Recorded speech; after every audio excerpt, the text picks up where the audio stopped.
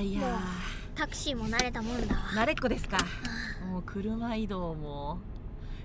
ナタリさんってドライブとかってしたことあります？ドライブない。なんか目的地、なんか仕事以外の目的地の車移動がないから、ドライブってそうか何ドライブって何？うわ、名取さなにドライブを知ってほしすぎるな。私は、結構運転とかが好きなので、ドライブよくしてたんですけど、魔界にいっぱいドライブしてた頃は、なんですけど、もしドライブするぞとか、遠出車に乗ってするぞとかあったら行ってみたいところとかあります？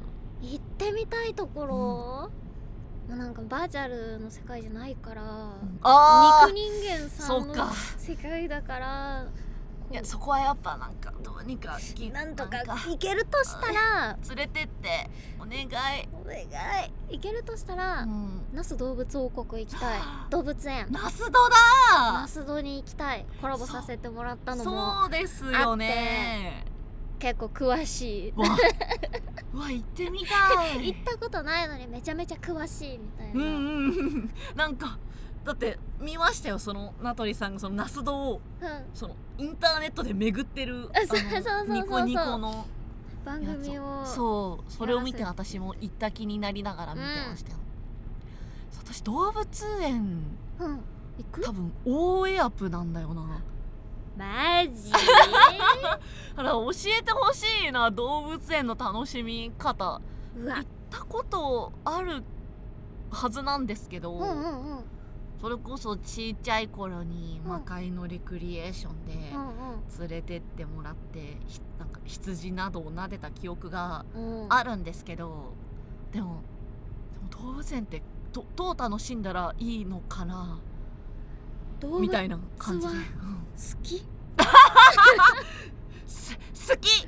よかった。私動物になんか、そこまでだったら、確かに中にはね、そうなったらもうフードのおすすめとかが始まる。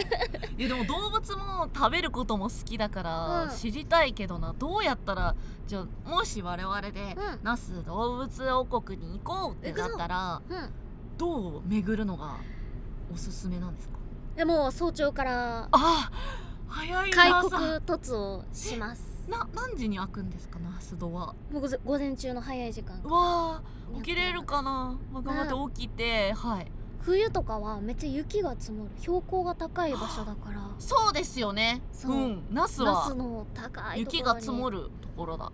あるからめっちゃ雪が積もるらしいんですけど、でも那須どうぶつ王国にいる動物って、雪が好きな北国の動物。そうなんだ。そう、なんか虎とかも雪が嬉しいみたいな。虎って雪好きなんだ。そう、全然面白。怖がらずに楽しんでるらしくて、サバンナをカッポしてるのかと思ってたね。でもなんか寒いところにいるでっけえ、一番でっけえ虎らしくてかっこいい。だから雪の日に行きます。雪なんだ。じゃあね、それこそ今の時期はいい感じかもしれない。だから暖かくしてきて。暖かくします。ヒートテックなどを着ます。着て。で、まずは入って、すぐ入ったところに、ご飯屋さんがあったりするんですけど、そこは一旦まだ朝ごはん食べてきちゃったからね。お土産屋さんとかもあるんだけど、一旦それは置いて、なるほどなるほど。まずはリスを見ます。リス？動物園ってリスいるか？いるけど、リスの生息地域みたいな感じで、中に入っていけます。もうそうなんだ。柵越しとかじゃなく、リスの森に入って上を見上げると、リスが歩いています。もう触れてしまえる距離ってことですか？いや、すごい近くで、でご飯食べてるところも見られるし、うわ絶対可愛い。そう同じ道を一緒に歩くみたいな感じのすごい近い施設があるから、そこでリスを見ます。うわいいな。リスを見た後は何を見ようかな。うわ何が見れるの？狼も見ましょう。今日本に狼っているんですか？狼もいます。狼って生きてる？生きてる狼がいます。そうなんだ。ご家族の狼がいて、ご家族の狼まだ小さい、まあ結構もう大きくなってきてるけど、お子さんの狼もいますので、いるんだ。見ますそこ。でもう絶対モフモフで可愛い。でも猫ちゃん、ワンちゃんの施設もあります。ワンニャンリビング。なんか聞いたことあるかもしれない。家猫、普通ワンちゃんがそっか、触れ合えるところもあるので、動物園で家猫とかお家でも暮らせるワンちゃんってイメージないけどあるんだ。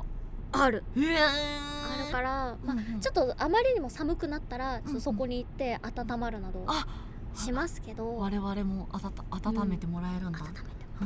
でも基本的には那須どうぶつ王国は屋内施設が多いので大丈夫、寒い日でも。いやそれいいな。やっぱね寒いのが苦手な人もいるから、そういう人も雨の日とかでも楽しめるってこと？楽しめる。暑っ。あとはなんか熱帯の森とか、熱帯の森なんかウェットランドとか、ウェットランド、湿地帯みたいな感じで、もう本当になんか入った瞬間に湿気というか湿度がブワみたいな感じ、むわっとするようなね、そうっていう施設があって、もうそこも檻とか柵とかはなく、もうそのまま動物がいる、すごい近くで。これ偏見なんですけど、湿地帯に住まう生き物たちはなんか毒を持ってるイメージがあって、噛まれて死ぬのではと思ってしまってるんですが、でも平和なんだ。大丈夫。毒を持つすごいでかいヘビとかもいるんだけど、そう場所によっては。でもそこはさすがに大丈夫。安心安全。よかった。そう、熱帯の森とかはもう亀がそのまま歩いてて、足元だからちょっと下見て、ちゃんと見て歩かないと亀を傷つけてしまうかもしれないぐらい近かったり、パッて横見たら鳥いるみたいな。あれですよね、色とりどりタイプの鳥ってことですよね。カラフルタイプの鳥がいたりするから、いいなあ。その辺を見て、あとはでもなんか夏とかだとなんか牧場みたいな施設もあって、そこでソフトクリームの気分になってきたもん。もういける。ある。最高。フードも美味しい。そこでなんかパフォーマンスとかもやってて、あったかい時期？あったかい時期はバードパフォーマンスショーブロードとかいう、もうでっかい鷹とかを遠くの森からピで呼び出して、いなくね鳥みたいな。何？どこに？でっかいの飛んできたみたいな。それ見たことある。それがなんかもうすごいおすすめの施設、パフォーマンスらしくて、それも見たい。いいな、でかい鳥。そうだってビビるでしょうね。己の腕に止まらないとはいえ、いやそうってなりそう。頭上スレスレで飛んでいたりするから、それも面白そうだし、楽しそう。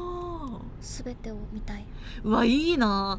那須戸ってそんなにレクリエーションがいっぱいあるんだ。ある。あとご飯美味しいし。確かに、なんかお外で食べれますよみたいなコーナーが充実してるイメージがある。ある。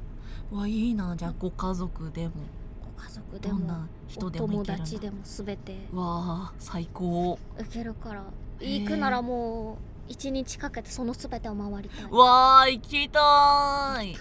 確かにそれは車をゲットしたら行きたいところですね。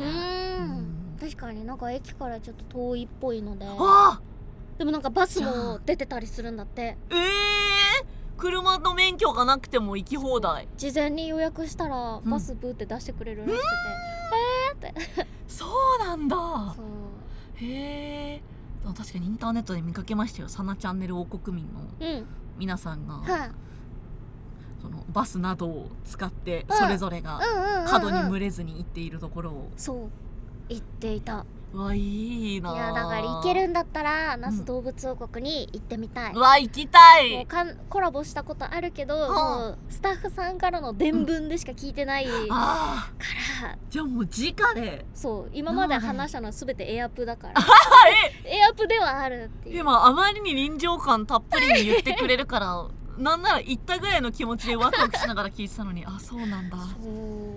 でもそれはそこまで知識があるならゆえに行きたいな。行きたいだろうな。かみさんはなんかいやでも今それを聞聞いてて思ったのは、その大体ドライブって目的地とかがあったりすると思うんですよ。目的地がある道中でもむしろなくて、ちょっととりあえず走ってみるかでも楽しめるおすすめのスポットがあって、道の駅とサービスエリアが私はおすすめです。行ったことないでしょう。ない。知ってますか？道の駅だったりがどういうところか。知ってる。なんか動画では見たことあって、なんか車持ってる人たちの特権みたいなそうですよ、道の駅ですからね。そう、でもなんかたまにその歩いても入れるサービスエリアがあるみたいな、ありますありますやつとかも見たことある。結構なんかその場所によって特色があって、そうですね、ファンも多いって聞くけど。いや多いですよ、それこそ道の駅とかはなんかスタンプラリーとか、なんかシールを集めようみたいな策が結構ある地域があったりして、なんかやっぱそれをね集めてる VTuber さんも、そうポコピーのねお二人とかやってんだそうやってるのを見たりして、うわ最高だと思いながらそれ見ながらご飯食べてるんですけど、そうっていう場所なんですけど、やっぱ何がいいって、そういうサービスエリアも道の駅もその地域に1個あるみたいな感じなんで、その地域の特産物とかお土産品とかが置いてあるんですよ。だからなんかそこの地域のこう有名な場所とか行けなかったとしても、なんかこの地域はこんなご飯が有名なんだ、こんな飲み物が美味しいんだ、果物がねみたいなのをこういいとこ、その観光地の美味しいとこ取りができるんですよ。からなんかこんなおつまみとか買っちゃおうかなとかができるから、すごいホクホクでおすすめならやっぱ道の駅でご飯買って持ってって、で観光地でそれこそ那須堂とかに行ったりしたら楽しむ。でその日ちょっと疲れるからじゃあどっかに泊まろうってなるじゃないですか。そのホテルで買ってきた道の駅のご飯をみんなでワキワキしてクレス赤盛りだぜとかができるんですよ。へー、面白そう。それがおすすめですね、道の駅は。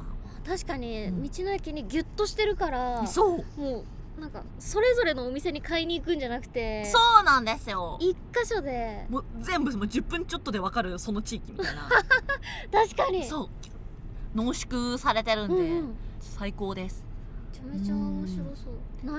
何か今まで買ったもので良かったものある？なんかそのご飯系もいいんですけど、その地域のなんか調味料とか。調味料？そう、私も言うてそんなご飯など作ったりはしないのですが、なんかちょっと辛めの味噌とか、この地域で出してる胡椒とかちょっと美味しい味が入っているタイプのお塩とかあったりすると、これだけでなんかちょっと何かにかけるだけでそれが全て完結しますみたいなのがあったりするから、なんかご飯にかけるとうますぎるよみたいなやつ、うますぎるよみたいなのができるから、なんか勝手にその私生活の幅が広がるというか、わなんかすごいお家がなんかリッチになった気分だみたいななんかめっちゃ自炊する人みたいな。そうなんですよ。だからお家に帰ってもその思い出がずっとあるから、ちょっと今日はここの地域の美味しいもの食べちゃおうかなとかができるんですよね。確かに。で普通に買えるもん、ちょっとグレードのそうアップしてるやつ、あ丁寧な生活味が。そうなんですよ。やっぱテンションが上がりますよね。ううちは家にちょっといい調味料があるぞあんだけどねみたいな。ができるからね、へいいんですよ。だからそういうなんだろう、うんなんかありますよね、世の中にはそういう丁寧なお店が、ある。そう丁寧なお店が。ちょっと丁寧なお店に詳しくなくて申し訳ないんですけど、ざっくりそう丁寧なお店とか、うんなんかそういうちょっと美味しい調味料とかが並んでるお店が好きっていう人こそ、うん道の駅行ってニヤニヤしてほしい。へえ、面白そう。ああとあれ、絶対ご当地ジュースみたいなの。りますだいたいご当地のみかんジュースがあります。りんごジュース、やっぱ瓶で飲むさジュースが最高なんだよな。楽しいよ。それをねこうニコニコしながら飲むんですよ。いいな。もう本当に見たことないものばっかり。そうですね。なんかうわーみたいな、今こんなに道の駅というかその場所によって違うもんかいって結構ビビるところがいっぱいあると思うんで、その道の駅によってはただそのご飯が売ってるだけじゃなくて、イートインできるとか、ちょっとこう特殊な、なんだろう、私が最近気になってるのは、小学校を改装した道の駅があって、へえ、あ、そんなに大きいん。そうなんですよ。道の駅ってそのちょっとこじんまりコンパクトめなところもあれば、でめちゃくちゃでっかいなんかその目玉道の駅みたいなのもあったりして、へえ。そうなんですよ。デカ道の駅はもう本当に駐車場がめちゃくちゃ広いとか、ちょっと写真が撮れるとか、レストランが併設されてるとかいろいろあるんですけど、マジのガチじゃん。そうなんです。それ自体がもう観光施設みたいな感じに。そうなんですよ。ここに来ることが目的になれるぐらい、いい道の駅もいっぱいあるんですけど、その中の一個で小学校をその開校になっちゃったのかなの改装して道の駅に作り変えてるところがあって、そこが泊まれるんですよ。小学校のその教室とかに予約をしたらホテルみたいな感じで泊まれて、すごー。なんか修学旅行みたいな気持ちになれる、でご飯も給食オマージュみたいなご飯とかあったりして、すごー。からなんか私はそれに行ってみたいと思って未だに行けてないんで、うわー、行きたいんですよね。何人か集めて、いやそうね、その時はぜひ名取さんも外出許可をもぎ取っていただいて、行きたい行きたい、ね、だってすって寝ながらのんちゃんはさ好きな人いるのそういねえしっていう会話ができるんですよ。すごい。そう、ここは揚げパンとか食べれるらしいですよ。食べたい。絶対食べないとじゃんそんなのはっていう。へえ、面白い。そうなんですよ。道の駅はみんなもっと行くべき。面白い。面白い。車がある人はどこまでも行けるのだな。そうですよ。車はマジで最高。なんか何がいいってやっぱ、どこまで行ってもずっとプライベート空間が続くから。確かに城だよな。そう、城が確かに自分のお家ごと移動してる感じなんで、なんかむしろ人混みが苦手なんだよなとか、人酔いしちゃうんだよなっていう人こそ、車はもうずっとなんかもうハウルの動く城ですよね。だからまあ確かにそうみたいな感じで楽しめるからおすすめだけどな。魔界免許、魔界免許はい取れたの？魔界免許取ってますよ。なんでニヤニヤしてるんですか？別に。別に。魔界にだって運転免許の一つや二つありますよ。そうなんだ。そうですよ。無事故だから普通に虹色に輝いている。虹色なんだ。そう。あれ？そう、なんかみんなね、人間界とかはね、なんか金色とか青とかあるらしいけど、私はね無事故だから虹色。虹色なんだ。魔界なのに？魔界だからですけどね。いや、それは魔界偏見が過ぎますよね。黒とかじゃないんだ。いやそれは雑魚1年目1年目は真っ黒なんだよ。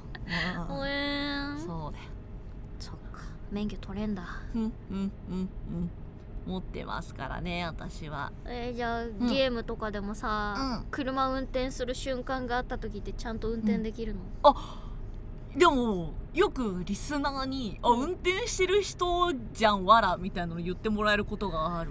いいなー。かっこいいでしょ。かっこよー。それこそちょっと前にリリースされた高速道路を運転するやつ、バトルそうするやつ、そうある、バトルするやつがあったと思うんですけど、あれは爽快だった。現実ではできないから、おいバーンってぶつかれるから気持ちよかったあれ虹色の免許持ってるやつが、そう虹色の免許持ってるからさ、当たり前に、まあそりゃね誰もやらないと思いますけど、ゲーム上だと何やってもいいけどバーン邪魔ってそうか、免許持ってる人と持ってない人では、いやゲーム内でも動き変わるんだ。結構ね、私も意識したことなかったんですけど、顕著らしい。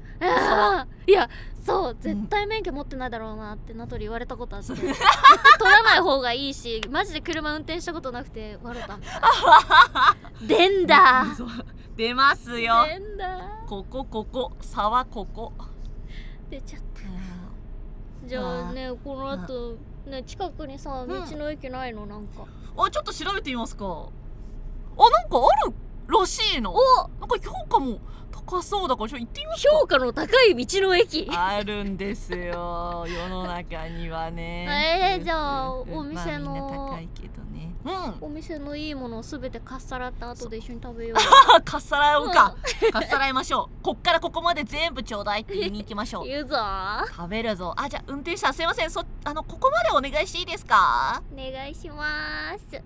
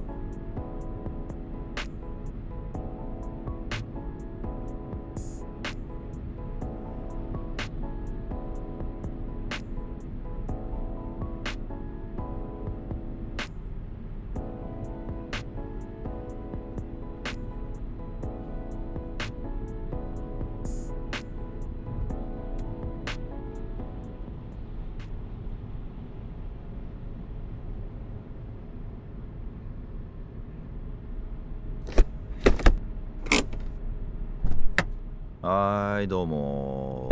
すいません、ちょっと横浜の方までなんですけど、大丈夫ですか？いや、渋川さん、まあでも入ってください、大丈夫です。ありがとうございます。ありがとうございます。いや、またなんか横浜の方まで行くって感じなんですけど、いや、大丈夫ですか？全然大丈夫です。またお願いします。いや、運転手さん、途中で一人降りるんで、大丈夫ですか？はい。いや、またっすか。またですね。いや、でもまたなんかよく会いますね。そうですね、本当に今回もたまたまね。いや、でも渋川さんいると途中までタクシー料金浮くんで折半ですよね。そうです、もちろんもちろん。浮くんですげえ助かりますわ。いいですよねいやでもこの前ね、話そうとしたところ結構ね途中で終わっちゃったりとかして、いやもっとね話聞きたいなと思ってたんですよ。そうですよ、本当よかった、ちょうどよかったね。本当よかったっすね。いやでもほら、どうなんですか、その麻雀の世界とかは、若手とか結構出てくるんじゃないですか。そうなんです、なんか僕の体感は、もっと出てくるはずなんですよね。今やっぱ AI とかすごく発達してるんで、もっともっと強い若手出てきてもいいはずなんですけど、思ったより出てきてないっていう体感なんですよね。でもあれじゃないですか、分かんないですけど、麻雀って覚える時期って大体みんな大学生とかじゃないですか。そうなんですけど、だから今、この M リーグとかの影響で、小学生麻雀大会とかもすごい流行ってるんですよ。かなり流行ってたりして、M リーグの影響そこまで来てるんですよ。だから本当に小中学生でやってる人もいっぱいいるからなんか本当に化け物みたいに強い人が出てきてもおかしくないと思ってるけど、それこそね将棋でいうとこの藤井聡太みたいな、ネット麻雀でも本当に圧倒的成績を残したとか若手が出てきてもおかしくないですけど、まだねなんかちょっと出てきてないなんかもう待ってるんですけどね格ゲーはどうですか？格ゲーはいやまあ若手すごいっすよ勢いが、本当にやっぱそのほら渋川さんも知ってるぐらい、いろんな人が知ってくれてる状況っていうことは、若い子たちも知る機会が多いってことなんで、そうですよね。それこそ小学校の頃からやってましたみたいな子たちもやっぱ出てきたりとかしてるし、それこそ今度やる世界大会、優勝したら1億5000万円得られるそうやばいっすよ ね世界大会で規模がそう日本の代表の中の一人に14歳15歳が14歳15歳いるっていうすごいですね。なんだったら今世界最強に近いプレイヤーが南米のチリに住んでる15歳の男の子ブラズさんですね。そうブラズです、よく知ってますね。知ってますよ、そうあれが最強に近いんじゃないかっていうふうには言われてますね。スト6ちょっと僕思うんですけど、それは何が強いんですか？反射神経ですか？いや人それぞれあると思いますよ、やっぱり読みの力が強かったりする人もいますし、あと精度がもう非常に高いっていう、もう本当に機械なんじゃないかっていうぐらいやる人もいますし、であとはなんかそのゲームにおいての攻略度が高いとか、本当にさまざまななんだろうそのジャンルというか、その角度でその尖ってる人たちがいるっていう感じですね。なんか僕の勝手な感覚は、やっぱりでも読みとかは長くやってる人の方が優れてるんじゃないかと思うんですけど、そういうわけでもない。いやでもなんか麻雀とかもそうだと思うんですけど、勢いのあるやついません？いや勢いのあるやついるんですけど、やっぱなんか勢いのある人はやっぱなんか経験値で頑張って倒すみたいな感じなんですけど、なるほど。まあ長い勝負だったらそうかもしれないんですけど、なんだろうほら結構その読み合いとかっていうのも、なんつうのかな、その局地的に見れば、なんだろう2択3択しかない状況とかあったりとかするんですよ、ってなってくると渋川さんだとしてもじゃんけんで安定するの無理っすよね。そうなんですよね。そういうことですね。それで言うとスト6めちゃくちゃ厳しいゲームじゃないですかいやなんですけど、それを今じゃんけん始まりますよっていう風に分かるわけじゃないんで、なんか勝手に相手が仕掛けてきたりとか自分が仕掛けに行ったりとか、そのじゃんけんを仕掛けるタイミングを選べるっていうゲーム、でしかもその卓がまだ何か分かりません、だからその卓がバレてる状態とかだとまあ弱かったりとかしますよね。まあ本当にそのせっかく自分から仕掛けてんのに、その対等な条件で勝負しなきゃいけないんで、そこは良くないよねっていうので、まあでも若いプレイヤーとかはあえてそこを仕掛けてきて、俺は読み勝てるんだぞみたいな感じでちょっと圧かけてくるパターンありますね。そうやるかってその後ろ見ずなんか後ろ見ないでなんかやってもう勢いですやってくるんで怖いっすよね。でそうなってくるとやっぱ後手後手になっちゃう人たちもやっぱいたりとかして、どんどんそのなんだろう仕掛けてくる側の方が読み勝ちやすい状況になってきたりとかしますよね。じゃあ孫さんも若い強い人相手は嫌ですか？なんか嫌だなって思う時はありますよね。もうちょいゆっくりやるやそんな、いや、もうちょっとやろうよみたいな。もうゆっくり。でも早い試合は早い試合で面白いですけどね、面白いんですけど、なるほど。いやでもなんかおもろいですよね。でも本当にゲームってそれこそ麻雀とかとは一緒っていう言い難いですけど、老若男女問わずのジャンルなんで、本当に若い子とかでも強くなる可能性はあるし、最近はね女性とかでもやっぱり上手くなってる、強い人たちがやっぱ出てきたりとかしてるんで、例えば俺とかゲームセンターで出始めた時とかは本当にそれまで十何年ぐらいの歴史があるようなストリートファイターの世界入ってったんですけど、本当に1年とか2年ぐらいでその人たちを追い抜いてみたいな感じだったんで、17、8の時に。だからすぐ抜けちゃうんですよ、そのなんか才能ある人というか。才能ある人とかだから、それと同じような現象が、まあ、今起きちゃってて、今起きちゃってから常に起きてるんですけど、その時自分がやるのはいいけどやられるのはきついなって今ちょっとやられてる感がある感がありますね。まあ、負けないようにこっちも粘りますけどね。まあ、確かにそれはそうですね。僕もやっぱ強い若手できたら嬉しいけど、なんか抜かれるのはちょっと違うなっていう、やっぱ新しい時代が来たなっていう喜びはあるんですけど、やっぱそこでちょっと来たよね、じゃあ我々はそろそろみたいな感じになるのはちょっと嫌っすよね。それは嫌ですね。来た人とやっぱ戦って勝ちたい感じはありますね。全力までちょっと抗いたいというか、まあ抗うって言い方ちょっとあんま良くないけど、まだそういう人たちも出てきて、なお自分たちがまあ上でいたいというか、勝っていたいみたいなところがねあったりとかしますよね。ちなみに孫さんはその若手たちとか、まあ今強い人たちに勝つためにこれがどうしようと思ってます？いやむずいっすよね。いやでもなんかで今でもまあトップクラスはトップクラスなわけじゃないですか。まあだと思う。そこでやっぱそこに負けないために、いや結構面白いもんで、なんか結構その若い頃とかって結構勢いあって、なんだろ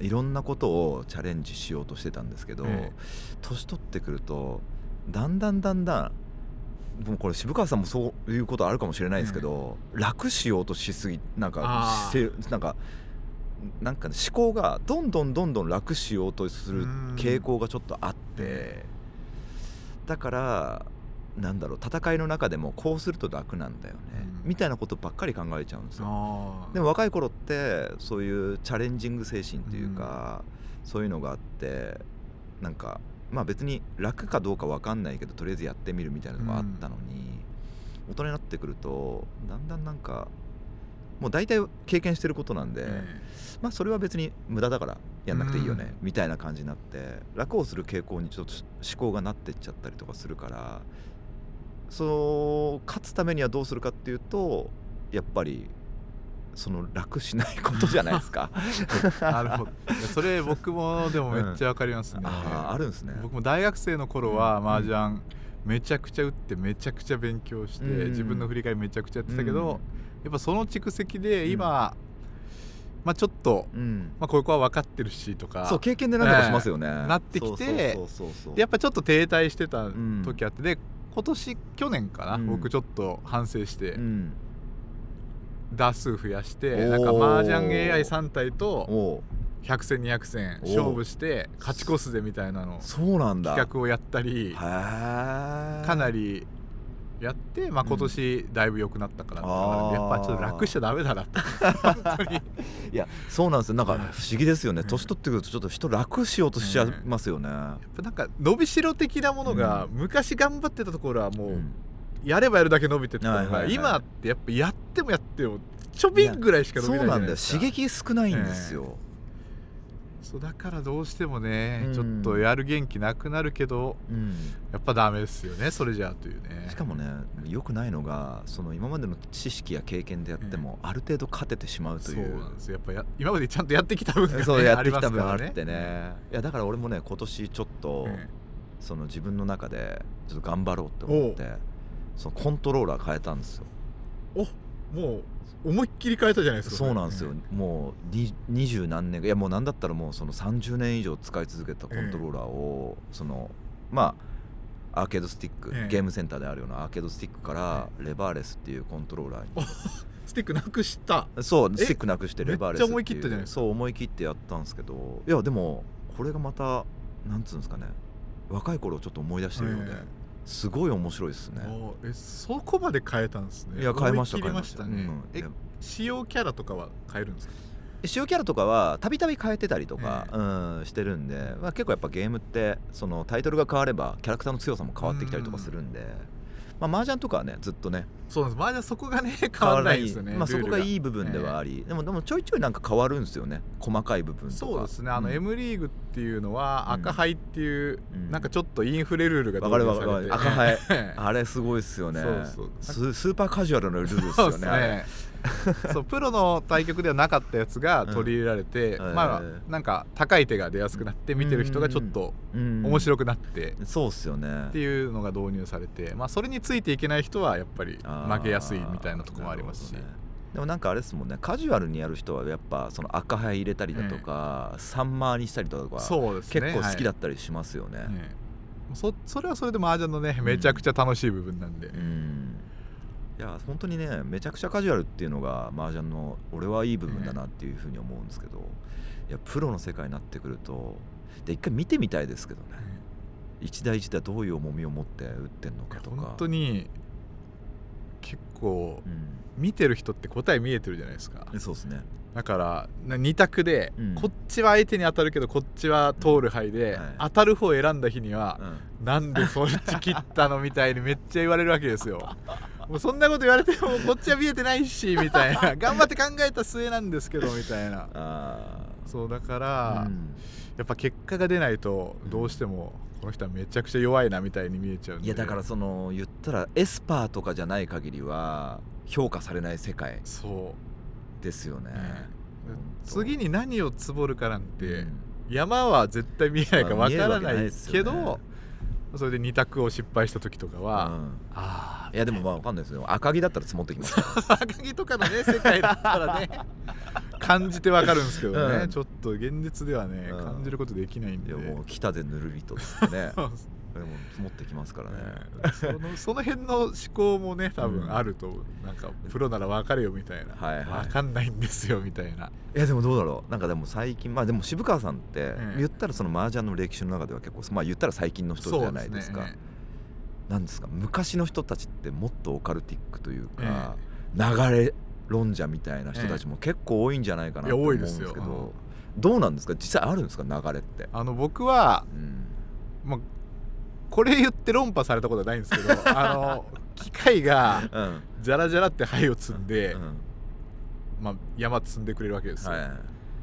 どうやって流れができるんだと機械が積んでるだけなのに。それはね、そのなんか宇宙の中にはそういうの確率論みたいなのがなんかあって、もう操作してるのあるんですよ。機械がさやってるだけで、前の曲にいい上がりしたから、こいつにいい手をやろうとか機械ができるわけないから、でも宇宙意志ってものは存在するんじゃないですか。宇宙意志ねちょっとだからそれを考えてやるよりは、ちゃんと目の前のね確率やった方がいいんじゃないかと言ってます。でも感じることはあるんですか、どうなんですか。昔は感じてましたでもそうですよね、プロになればなるほど、そういうのってちょっと目を背けちゃいけない、目をちょっとそこを重視しちゃったりとかすると、やり込みが無駄になってしまう部分もあったりとかするんで、結構相反するものみたいなところあるんですか。だからやっぱ昔やっぱりなんか来てるからツボもいいぜとか思ってたんですけど、やっぱりそれを背けて冷静に見ると、でもあんま変わらん、気分が変わってるから、同じ手配を見ても気分がいい時はいい手に見えるし、気分が悪い時は悪い手に見えちゃうなみたいな。じゃああれなんですね、結構その人生と一緒っすね人生も例えばなんかね、鳥の糞が落ちてきて運が悪いと思うか、むしろ普通起こんないことが起こったから運がいいと思うかみたいな、そういう感じですよ。そういうことですよね。捉えようによるんで、その流れを意識するのは良くないから、ちゃんと目の前のことだけやっていこうっていう風になりましたね。でも確かにそうっすよね。でも AI とか、言ったらその機械とやって、なんか機械がやたらずっと上がってるような状況で、機械がなぜか流れを持ってるような状況でちょっと気に食わないですよねなんか心のない感情のないものが流れを持ってるってなんかちょっと気に食わねえな。そうありえないことだと思うんで、そうだからその流れ派とか運を良くしようっていうのは僕はもう諦めて、もうそっちやってる場合じゃないみたいな。だって運の運操れたらじゃあもう宝くじとか買った方がいいんじゃないってなるんでね。そうっすよね。宝くじは操れないけど麻雀は操れるってのはちょっとおこがましい、意味がおこがましいですよね。宝くじのも操れるはずっすよね。そうそっち他のとこの運も操ってくださいってなるんでね。だから競馬やったりとかそっちの方がいいっすもんね。なんで他は操れないのに麻雀だけは操れると思ってしまうのかと。いや俺結構趣味でねスロットとかもやったりとかするんですけど、明らかちょっと負けすぎだろみたいな時もあったりとかするんですけど、でもなんか人によって明らかずっと負けてる人と、明らかにずっとなんか勝ってる人っていうか、その勝率絶対違うだろうって思う2人が現れるんですけど、てかまあ出たりとかするんですけど、これはなんかあるんですか？やっぱりそういう世界にいる人たち。でも麻雀界にもやっぱり、なんかこの人あんま上手くないのに、めっちゃ勝つなって人いるんですよ。だから明らかにいや運の総量っていうか、まあ運って言いたくないですけど、言ったら確率論だから、ある程度その最終的にはなんていうんですかね、ちょっと確率通りになってくるはずじゃないですか。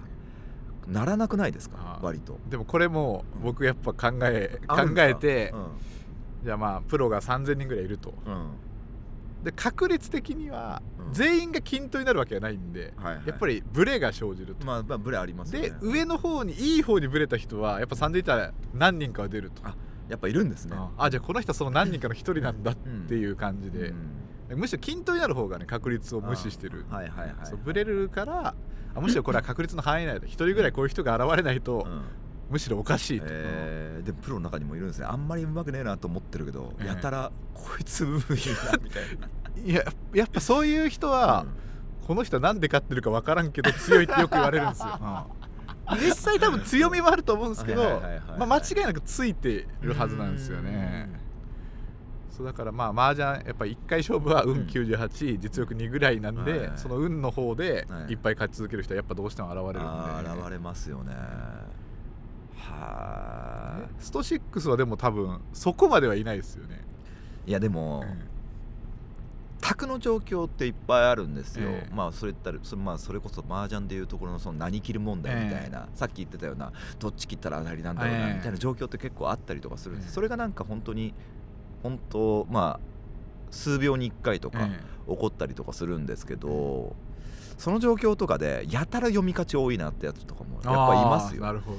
でもそうなってくるとさっき言ったように読み負けてる方ってどんどん後手に回ってくるというか、ほら麻雀でいうところのリーチかけられたらもう降りざるを得ないみたいな。降りざるを得ないですね。もうきついって、もうきつい、いやもうなんか上がれる気しないみたいな状態になっちゃったりとかして、そういう時ってやっぱ勝てないですね。でその読み勝ちは読みの鋭さで勝ってるのか運が良くて勝ってるのかっていうのは分かるんですか、見てて。いやでもなんかまあ俺の考えなんですけど、やっぱり思い切りがいいと、やっぱりそのやり込んでた人たちっていうのはやっぱりリスクを嫌ってやったりとかする傾向があって、でその若い人たちやその読みの強さを重視してる人たちってリスク気にしないんですよ。だから確率論的っていうか、まあ、成功体験的にこっちの方が読み勝ちやすいんだよなっていうのを確率とかで、まあ、そのリスクを無視してやってるので、割となんかだから読み勝ちやすいっていうふうに思ってますね。でもそれ麻雀もありますね。あるんですね。やっぱりなんか、安全に行こうとするとどうしても攻撃力下がっちゃうと、で攻撃力全部ですると守備力下がっちゃうと。そうですね。勢いある人はやっぱり守備考えず、攻撃に振ったりとかして、なんか経験ある人はやっぱりちょっと守備によってで攻撃に押されて負けて、なんだこれはみたいになりがち。でも対人戦ですごいなんか不思議だなって思うのが、攻撃全振りにしてるじゃないですか。何クソっつってこっちがやり返した時だけなんか心の余裕があって気づかれる時あるんですよ。なんかないですか？ありますね。そこだけ冷静なんかいみたいなとかあって、やっぱ勢いのある人って心の余裕を持ってるんで、相手のなんかそのなんつうんですかね、そのわずかなその違いっていうのに、違和感っていうのに気づきやすいのかなと。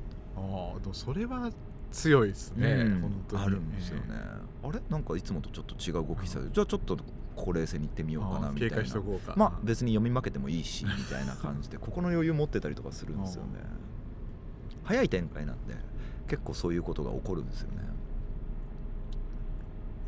スト6はなんか、麻雀は1台1台結構時間かけてやれるから、ミスなくしようと思えば丁寧にそれできるんですけど、スト6もう早すぎるから、ミスなくしようとしてもね結構厳しいですよね。だから性格出ますよ、そういう意味では。やっぱゲームとかはなんかついつい状況っていうか、その処理できない情報がいっぱいあると、この人テンパっちゃう人なんだなという人もいるし、なんかよく分かんなくなっちゃったら攻めちゃう人なんだな、よく分かんなくなっちゃったら守っちゃう人なんだなとか、そこをつくのが結構格闘ゲームの醍醐味な気がしますね。なるほど。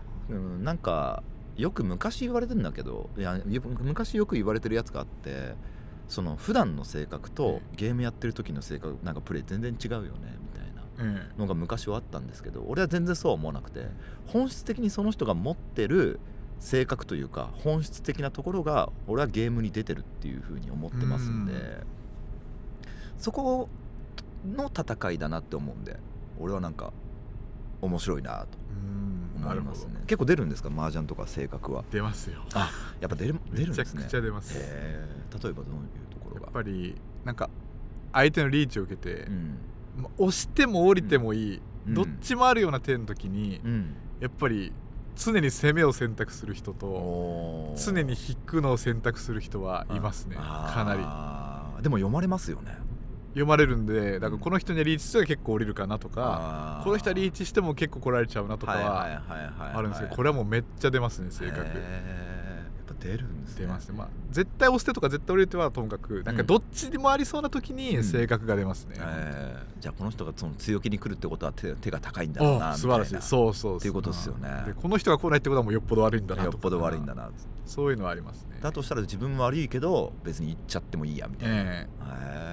この人が来てんのは自分結構いいけどもうやめとこうとかはありますね。でもそこら辺って昔から言われてることで、結構 M リーガーの人たちもそこはもう踏まえた上で読み合いをしてるっていう。そうですね。むずいっすね、そこの読み合い。むずいっす。格闘ゲームとか結構展開が早いんで、勢いでなんつうんですかね、そういうところを隠さずやらせることはできたりとかするんですけど、やっぱその1対1は長いから、やっぱそこを隠そうと思えば隠せるじゃないですか。どうするんですか、そういう読み合いは。読み合いは基本的に結局自分の手がいいかどうかによるんで、あんまり付き合わないっていうか、じゃあその通りやる人が多い。自分の手の価値をしっかり見てやるみたいな。渋川さんどっちなんですか。僕は結構付き合わないはず。自分に忠実に。なるほど。やっぱり麻雀は突き詰めれば自分の手が上がれそうか上がれそうじゃないかっていう判断なんで。でもそれやってるとあれじゃないですか、なんか麻雀がつまらなくなる瞬間とか出てきません？これが出てこないんです。そうなんだ。めちゃくちゃ楽しいです。今でも自分が上がれそうかどうかの判断に、一応相手の手を読むっていうのも入って、いろんな情報とか、相手の捨て牌からここが山にありそうだとか、そういう情報を拾っていくのはやっぱ常にすごい楽しいんで、だからその深すぎて、その突き詰めきれないから、それをどこまでその深淵まで潜れるかっていうところで楽しめる。だからたまにめちゃくちゃバッチリ読める時とかあって、そういう時もう麻雀やってるな。気持ちいい。でもね、格ゲーも結構似たようなところありますよ。なんかついたみたいですよ。ぼちぼちつくっぽいんで。じゃあいやでもまだ全然話したんねえな。なんか毎回思いますよね。行きますか、もう一軒。また行きましょうか。もう本当酒飲みてえな。飲みました。じゃあありがとうございました。ありがとうございました。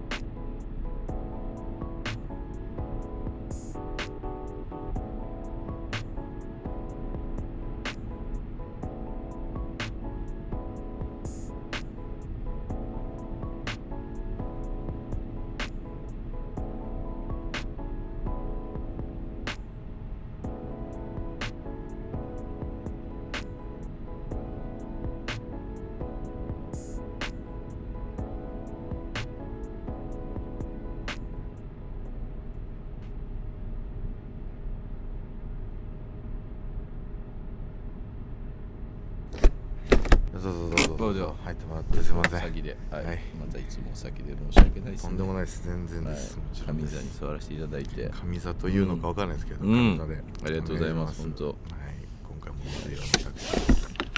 ねえ。このなんだろう。はいガヤ君と会う時にしか見かけないんだよね。水色のタクシー。僕もそうです。なんか、逆にその街で水色のタクシー見かける時もあるんですけど、時々、その時後藤さん思い出します。ありがたい。はい。パブロフの犬みたいな感じで。あれこっちと乗ったなみたいな。そうありがたいな。そういう状態になってますね。もう水色のタクシーは。ありがとう。いや最近どうですか最近の話しましょう。最近どうだろう。ハマってるものとかなんで聞いてくんのって思わないですか。ハマってるもの。そうめっちゃ苦手なんです。ラジオ出ようがテレビ出ようがアンケートに大体ハマってるもの聞いてくる欄があるでしょ。めちゃくちゃ苦手なんて思うんですよ俺。そんなにみんな知りたいみたいな。最近ハマってるものありますか。最近怒ったことありますか、とかそういうのがめちゃくちゃありますね。最近僕漫画好きなんですけど、漫画とかよく漫画読みます。僕ね漫画いくつかですけど、本当にいくつか好きなのがあって読んでますよ。本当ですか。最近だったら、ボルト。おお、ナルトの、僕読んでないです。面白いですか。ボルトめちゃくちゃいい。いいっすね。いや後藤さんナルトはもちろん読んでるんですか。ナルトは最後まで読んだけど、もう多分もう江戸転生ぐらいから話がむちゃくちゃになって、もう難しい生き返りすぎて人が強敵がもう一回出てくる無理っしょみたいな。ボルトいいっすね。ボルトは1回ね19巻ぐらいかな20巻かな。最初のボルトの1回なんかお休み期間があって、今また次のシリーズが7巻まで出てるのかな。めちゃくちゃ面白くて急に面白くなった。マジっすか。突然もうなんか各編ぐらい良くなりましたね。僕の感覚ではですけど。でも結構読まれるんですね。最近流行ってる呪術廻戦とか、なんだろう、あとは坂本デイズとか、そこら辺とか読んだりするんですか。その辺はね読んでないっすね。ワンピースとか読んでます。ワンピースとかね読んだことないんですよ実は。キングダムないですね。なるほど。キングダムなんて今一番売れてる漫画ですもんね。一番売れてます。もういきなり70何巻までいってるから、そっからちょっと入っていくのが厳しいですよね。こち亀状態じゃないですか70巻ってどっから読んだらいいのよみたいな。そうっすね。100巻は確実にいくでしょうね。そうでしょう。だからいやそうか。最近読んだ僕漫画だと昔のやつなんですけど、翔太の寿司。おもろかったっすね。なんだろうな。さっさ寿司がね。さっさ寿司。意外と話せるぞ。いや俺たちは一応あれですね。俺たち世代のミスター味っ子だったんですよ。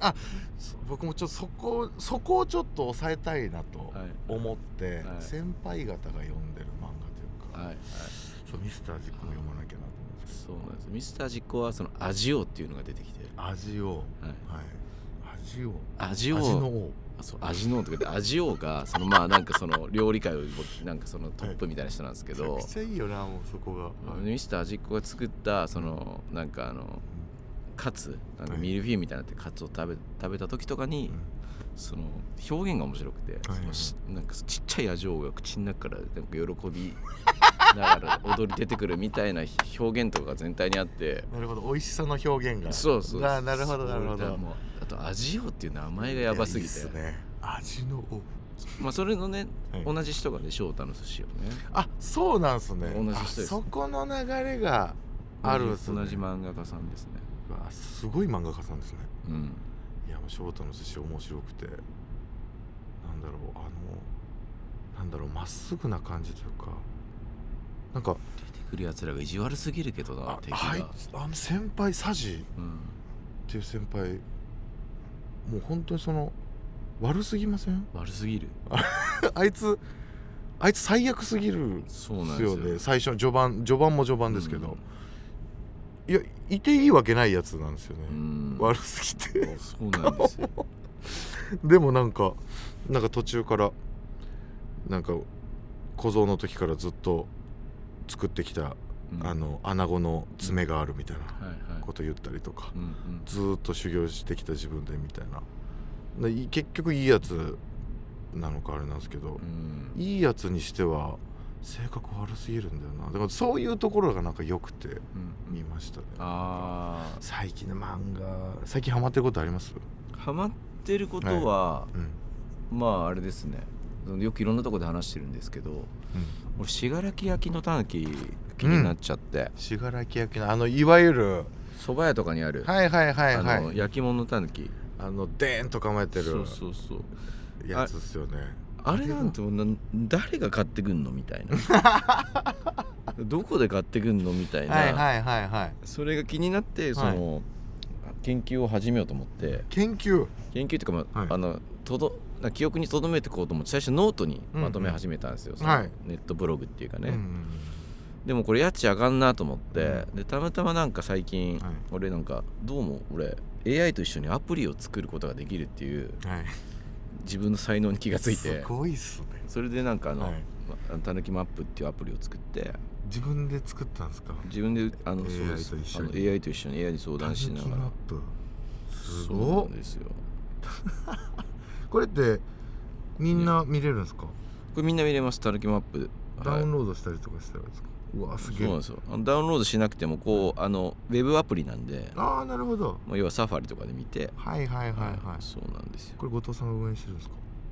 そうです、僕が運営してだからね、ちょっとこれね、ちょっと最近だから趣味で始めたらいいけど、おそらくユーザーが増えてくると、この後俺が Google から課金されるっていう流れになってて。なるほど、そういう感じになるんですか？そうです、サーバーにタヌキの写真がアップされ続けてるんで、俺が借りてるサーバーにがいっぱいになってくると、この課金枠になってくると、だんだん毎月1000円取られたりとか。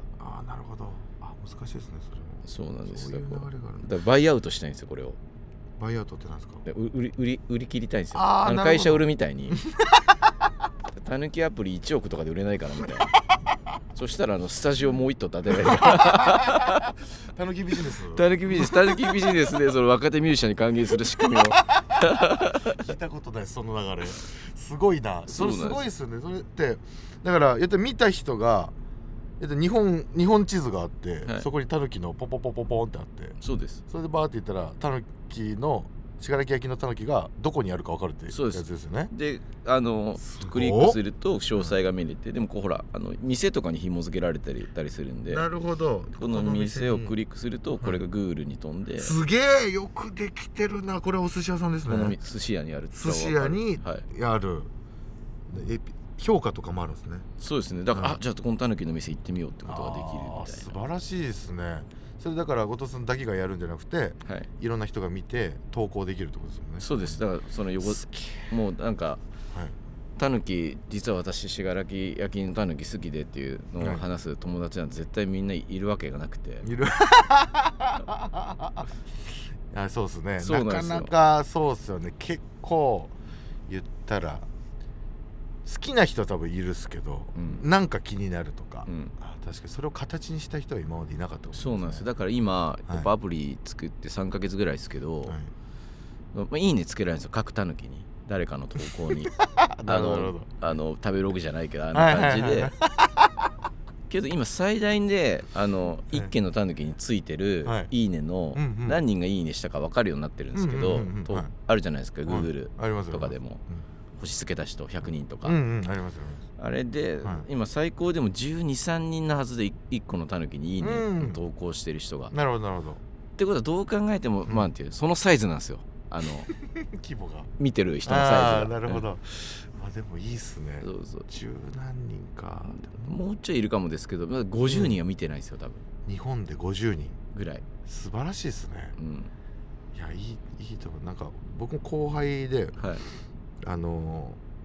マタンゴの高橋哲太郎っていう、とにかくもう芸人なんていうの、コンビ名で会話を止めようとしてくるのやめてほしい。なんてマタンゴって言ったらマタンゴの話したくなっちゃうから、じゃあ今流しますけど、それはマタンゴの高橋哲太郎。高橋哲太郎、もうちょっとね引っかかりどころしかないですね。本名渡辺俊太郎。なんで変えたんだ名前を。芸人になる前に書いてるっていう。あ、そう大学の時に自分の名前が嫌になって普通すぎてどうでもいいですけど、その子がソフトクリームの置物で同じことやってるというか、そのアプリは作ってないですけど、インスタにもう見かけたらそれだけアップしてるソフトクリームの可愛い置物ででっかいやつ、だから同じ趣味の人多分いるはずですよね。だからそこら辺と共闘でやっていければいいのかな。そうですね。だから多分そういうのはなんだそうタヌキだから今そのねさっきの投稿のやつも、慶応タヌキ研究所っていう慶応たぬき研究所、っていう、アカウントでやってくださってる方いるんですけど、この名前でやっぱ書籍を出してる研究者の方もいたりとかして、すげえ聞いたらやっぱサラリーマンしながら、やっぱそのお金にならないですよ、その研究に対して学校もお金出さないし、研究機関がやりなさいとも言わないし、企業がやるわけでもないし、だからやっぱもうみんななんていうの民族学みたいな感じで。そうですよね、民族学ですよね。そうなんですよ。だからそういう人はたくさんいなくて、この前のタヌキの本もらって、一応教会があるらしいんですよ。なんか信楽焼の研究してる教会が何かしらありますよね、なんとか教会で、会長が僕より年下だったんで多分すごい若い団体なんですよ多分タヌキの団体若いんだ。若いですよ、だから僕もちょっと参加させてくださいってちょっとお願いしちゃったんですけど、めっちゃいいじゃないですか。でもちょっとドキドキしてんの、そんな若い団体だから、僕もいよいよなんていうの、やられた顧問とかにいいポストに当てられちゃったりすると、ちょっと忙しいからあれだなと思いつつもいい活動ですねそれ。なんかニッチなのことって素敵だなと思ったりとかして、いいな、そういうのいいな。タヌキなんであるんですかね、あれもね分かんないんですよ。でね、研究し始めたら本当に集まってきちゃって、俺のところに、集めてないって言って、俺はその知識として知りたいだけだからって言ってんだけど、実際の物がですか？物が友達が持ってきたりとか毎回説明してるんだけど、いや俺集めてないからって言って持ってきたよでそうは言ってたんだけど、この間自分のスタジオの近くの料理店が潰れちゃったんですね。店主というか社長が亡くなって、で社長がずっとよくしてもらってたんですけど、で社長がお店の前に飾ってたタヌキがあったんですよ。店わーって解体してて、で奥さんにこれタヌキどうされるんですかってやっぱ聞いちゃって、でよかったらちょっと僕引き取りますって流れになっちゃって割と大きめのタヌキが今2体僕のスタジオに来ているんすか。外に出しとくわけにはいかないから、なんかスタジオの通路のところにタヌキが2体来て、でもいいっすね、タヌキタヌキんとこみたいな感じで近所の子供たちが言ってくれるといいですね。なんかそういうのいいっすね。それ嫌なんですよね。なんでかっていうと、うちの実家が鳩の後藤さんだったんですよ。うちの親父鳩飼ってるんですよ。マジですか？電車バトですか？電車バト。うわすげえ。電車バトレースとかの。いやそうです。すげえ。なるほど。もう気づいた時にはいたんですよ、うちに。へえ、そうなんすか。じゃあ言ったら近所でも言ったらだから鳩の後藤さんですよ。だから出前する時、ラーメン屋さん、鳩の後藤ですって言えば届くんですよ。鳩のってなって初めて聞いた。そうだ。マジですか。そうなんですよ。かなり珍しいですね。お父さんの趣味ってことですか？趣味です。もう言ったらもうかなりの趣味ってことですよね。趣味っていうかもう生きがいですね。なるほど。普通にお仕事されててってことですか？そうです。へえ。それはもう言ったら後藤さんがもう物心ついた頃からもずっとやられてる。そうですよ。だからうちの本棚は鳩の本ばっかり。うわすげえ。愛久の友っていう本とか、愛する鳩の友って書いて愛久って読んだ。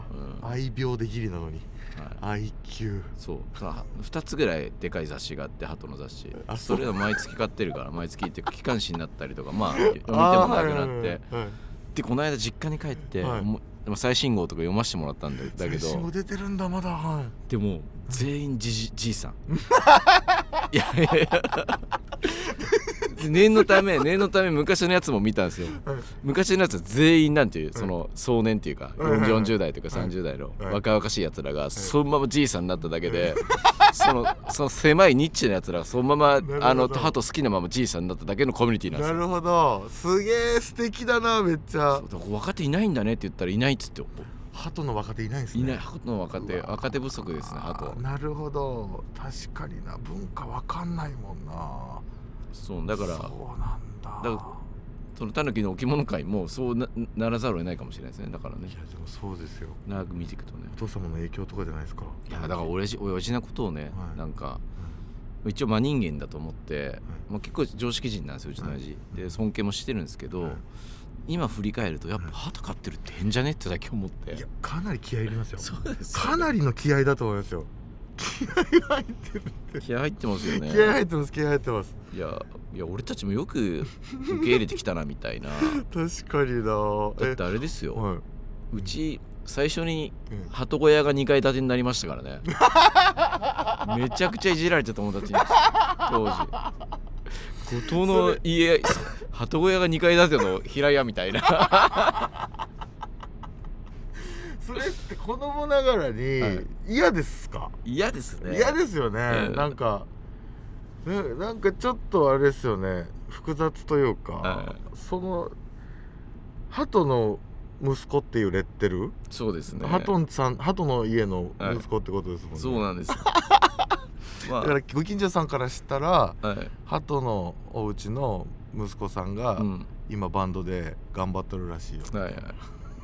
でもうちの親父なんか往年の田中健ぐらいのイケメンだったんで、男前なんですよ。だからなんかあんまりこう変人扱いされてないですよ。なるほど。ずっと PTA の会長とかもやったりとか。そういう人だから。すげえ。そうだからその変人って気づけなかったんですよね、この年まで。まともな側面もいっぱいあるから。かなり変わってます。そうですよね。かなり変わってます。気合入ってますよ。気合入ってまだ買ってるから。うわおもろ、すごいっすね。そうなんですよ。すごい。でも別に鳩は好きにならなかったんですね、お父さんは。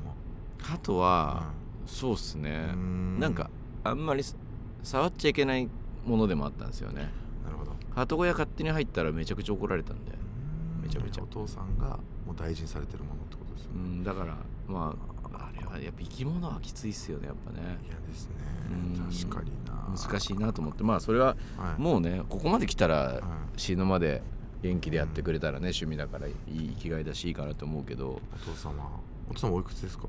親父70いくつかですね。70もう中盤ぐらいになるかもしれないですね。いくつ？そうか。だからなんかそういうね、親父の変なところをもう自分もなんかそういう凝り性みたいなところで受け継いでるって思うと、なんかすごいショックなんですよね。どっかしらあるんでしょ。タヌキのスタジオとか言われたくないですよね。タヌキのスタジオ出前とかもタヌキのこのみたいな。そうタヌキいっぱいいるってね。ウーバーイーツにもタヌキのって言ったら来るとかみたいな。タヌキのそうですねみたいな。コメントでタヌキってやったら懐かしい。素晴らしいと思いますけどね。そんな感じっすよ。なんかそういうのないですか？趣味っていうかなんか、集めるものです。集めるでもいいけど、こだわっちゃってるものとか。こだわっちゃっても本当に言ったらもうこだわりがなさすぎるというか、もうどこでも住めるんですよ。どこでもいいし何でもいいしみたいな。でその食べることが好きなんです僕。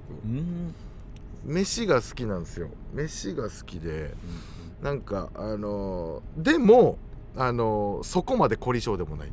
なるほど、ね。言ったらその30代男性一人暮らし、独身だったらなんか料理に凝ってますってなったらカレーをスパイスから作ったり、チャーハンをめちゃくちゃ頑張って作ったり、自分の究極のチャーハンを見つけようとしたり、中華鍋育てたりとかね、鉄のやつ育てたり、そういうところまではいかない中途半端な飯好き。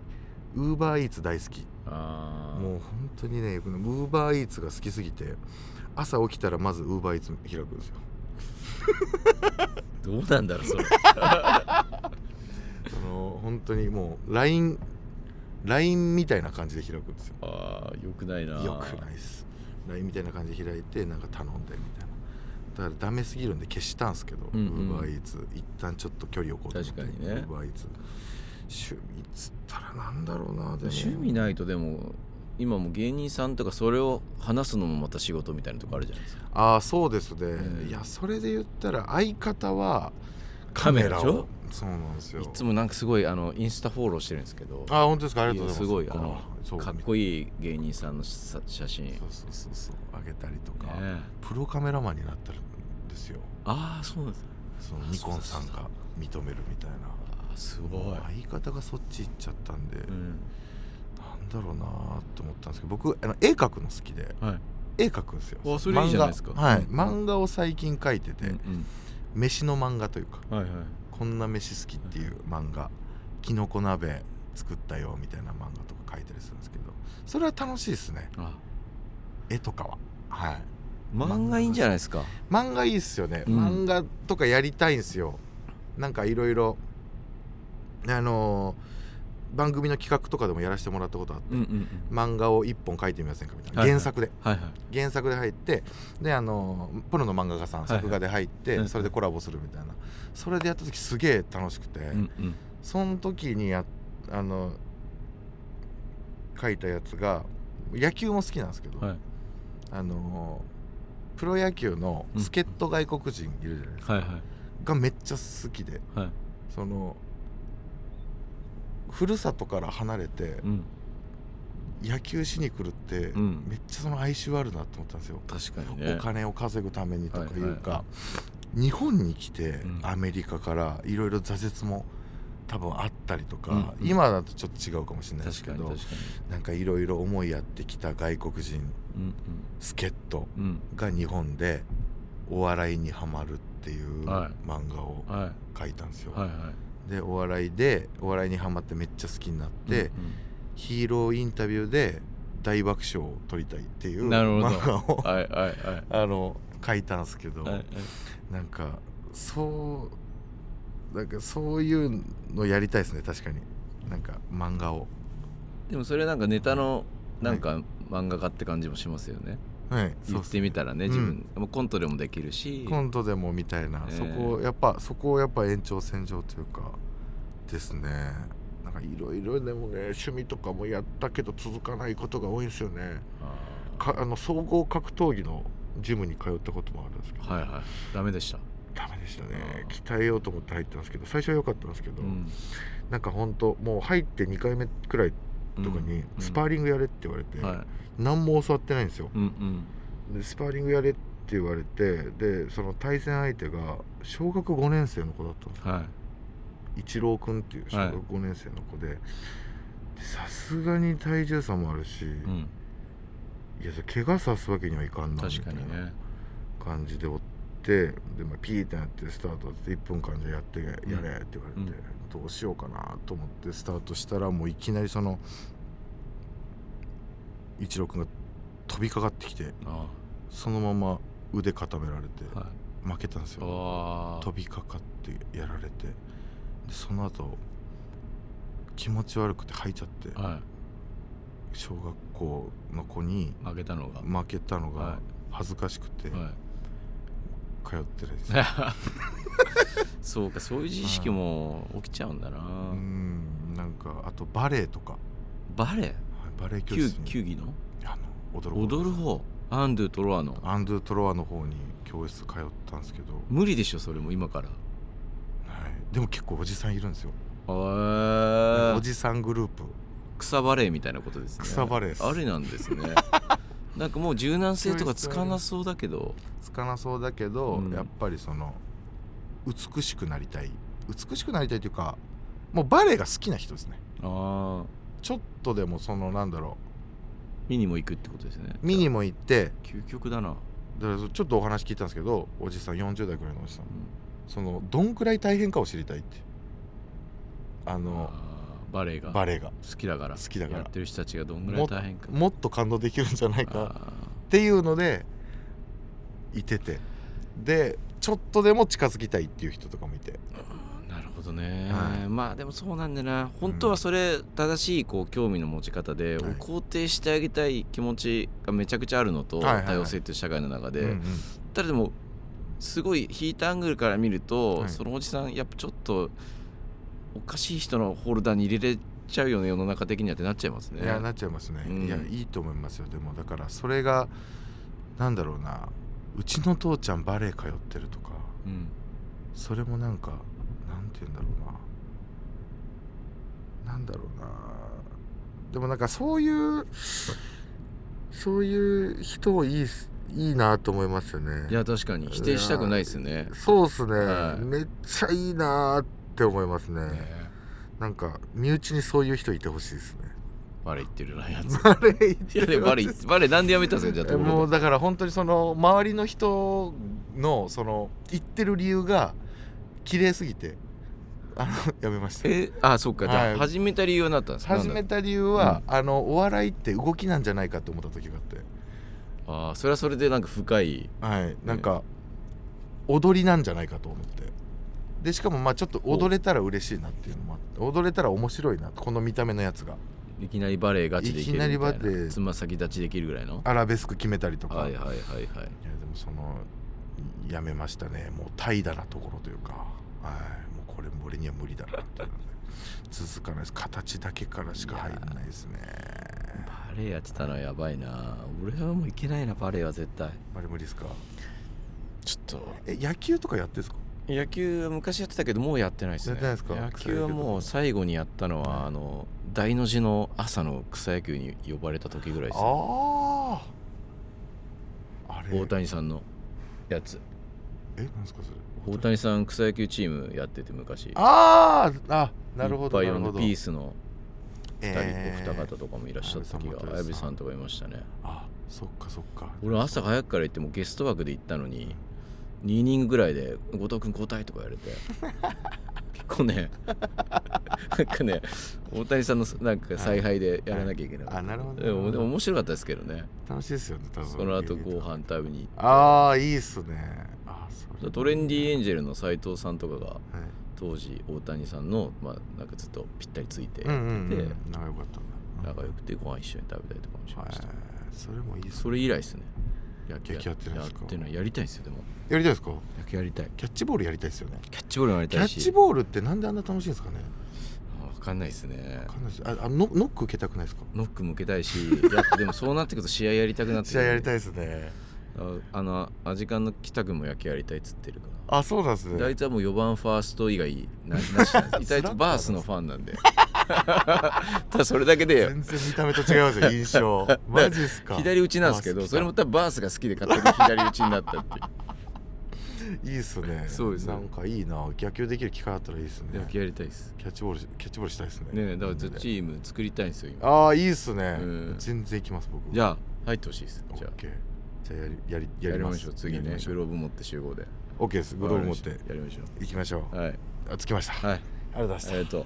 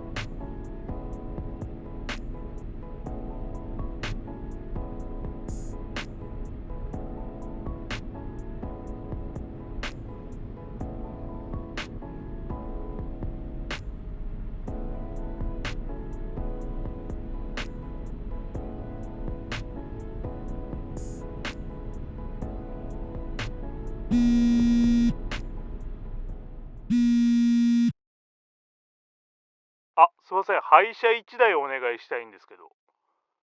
サングラスを1人かけてまして、1人めちゃくちゃムキムキなんですぐわかると思います。お願いします。